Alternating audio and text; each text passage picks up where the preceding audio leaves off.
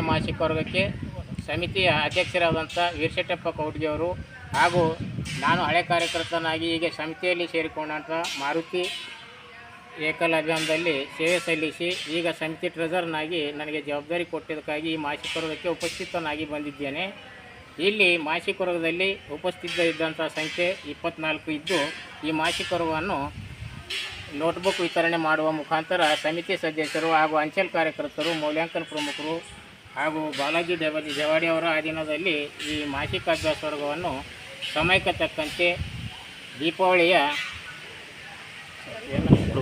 Repeat card ಅವರು ಸಹ ನಾವು ಪರಿಶೀಲಿಸಿ ಹಾಜರಾತಿ F1 ಪತ್ರಿಕೆಯನ್ನು ಪೂರ್ಣಗೊಳಿಸಿ ಎಲ್ಲ ಅನೋರಿಯಂ ಶೀಟ್ ಮೇಲೆ ಎಲ್ಲ ಆಚಾರ್ಯವನ್ನು ಮಾತುಕತೆ ಮಾಡಿ ಮುಂದಿನ ವಿಷಯ ಏನು ಎಂಬುದರ ಬಗ್ಗೆ ಮಾಹಿತಿ ನೀಡಿ ಈ ಮಾಸಿಕ ವರ್ಗವನ್ನು ಮುಕ್ತಾಯಗೊಳಿಸ್ತಾ ಇದ್ದೀವಿ. ನೋಟ್ಬುಕ್ ಕೊಟ್ಟಿದ್ದೇವೆ. ಅದೇ ಥರ ವಿದ್ಯಾಲಯಕ್ಕೆ 1 ಗ್ರಾಮಕ್ಕೆ 30 ರಂತೆ ನೋಟ್ಬುಕ್ ವಿತರಣೆ ಮಾಡಿದ್ದೇವೆ. ಎಲ್ಲ ಸಮಿತಿಯವರ ಅಧಿವೇಶನದ ಮುಖಾಂತರ ಈ ಮಾಸಿಕ ವರ್ಗವನ್ನು ಒಂದೇ ದಿವಸ ಏಕಲ್ ಅಭಿಯಾನ ಅಂಥೇಳಿ ಸುಮಾರು 22 ವರ್ಷಗಳಿಂದ ಈ ನಮ್ಮ ತಾಲೂಕಿನಲ್ಲಿ ನಡೀತಾ ಇದೆ. ಇದರ ಉದ್ದೇಶ ಏನಂತಂದರೆ ಹಳ್ಳಿಗಾಡುಗಳಲ್ಲಿರ್ತಕ್ಕಂಥ ಜನರಿಗೆ ಸಂಸ್ಕಾರಯುಕ್ತ ಶಿಕ್ಷಣ ಜೊತೆಗೆ ಅವರಿಗೆ ಅವರ ಜೀವನದಲ್ಲಿ ಒಂದು ಒಳ್ಳೆಯ ಮಾರ್ಗದರ್ಶನ ಕೊಡುವಂಥ ಕೆಲಸ ಈ ಏಕಲ್ ವಿದ್ಯಾಲಯ ಮಾಡ್ತಾಯಿದೆ. ಅದು ಕಣಿದು ಈ ನಮ್ಮ ಅವರ ತಾಲೂಕು ವತಿಯಿಂದ ಇವರಿಗೆಲ್ಲರಿಗೆ ಧನ್ಯವಾದಗಳನ್ನು ಸಲ್ಲಿಸ್ತೇವೆ. ಇವತ್ತಿನ ದಿವಸ ನಮ್ಮ ಸದನಾಂಶ ಮಠದಲ್ಲಿರುವಂಥ ಈ ಕಾರ್ಯಕ್ರಮದಲ್ಲಿ ನನಗೆ ಭಾಗವಹಿಸಲಿಕ್ಕೆ ಅವಕಾಶ ಮಾಡಿಕೊಂಡಂಥ ಅಧ್ಯಕ್ಷರಿಗೆ ತುಂಬ ಧನ್ಯವಾದಗಳು. ಇದೊಂದು ದಿವಸ ಸಂಸ್ಕಾರವನ್ನು ಕನ್ನಡ ಕಲಿಕೆ ಕೇಂದ್ರಗಳು ಹೆಂಗೆ ನಡಿಬೇಕಾಗಿತ್ತು ಅಂದ್ರೆ ಇವತ್ತು ಏಕಲ್ಯವಾದ ವಿದ್ಯಾಲಯ ನೋಡ್ಕೊಂಡು ಕಲಿಬೇಕಂತ ಹೇಳಕ್ಕೆ ಇಷ್ಟಪಡ್ತಿದ್ದೀನಿ.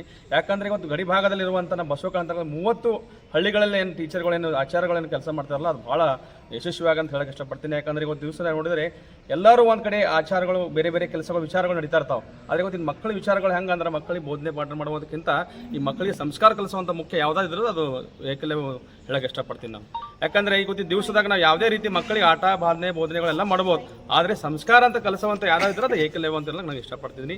ಅಂತ ಏಕಲವ್ಯದಲ್ಲೆಲ್ಲ ನೀವೆಲ್ಲ ಬಂದಿದ್ರಿ. ಇವತ್ತು ನೋಡ್ರಪ್ಪ 30 ಜನ ಹೆಣ್ಮಕ್ಳು ನೋಡಿದ್ರೆ ಭಾಳ ಖುಷಿ ಆಯ್ತು. ಇವತ್ತು ಹೇಗೈತಿ ಅಂದರೆ ಇದು ಗ್ರಾಮೀಣ ಭಾಗದಲ್ಲಿ ಕೊಡುವಂಥ ಅವ್ರಿಗೆ ಏಟ ಸಂಬಳ ಗೌರವಧನ ಕಡಿಮೆ ಇದ್ದರೂ ಕೂಡ ಅವ್ರಿಗೆ ಮಕ್ಕಳಿಗೆ ಒಂದು ಬೋಧನೆ ಮಾಡ್ತಾರಲ್ಲ ಅದು ಭಾಳ ಯಶಸ್ವಿ ಅಂತ ನನಗೆ ಹೇಳಕ್ಕೆ ಪಡ್ತಿದ್ದೀವಿ. ಯಾಕಂದರೆ ಇವತ್ತು 10-12 ಮಕ್ಕಳಿಗೆ ಕಲಿಸ್ಬೇಕಂದ್ರೆ ಭಾಳ ಕಷ್ಟ ಅದ.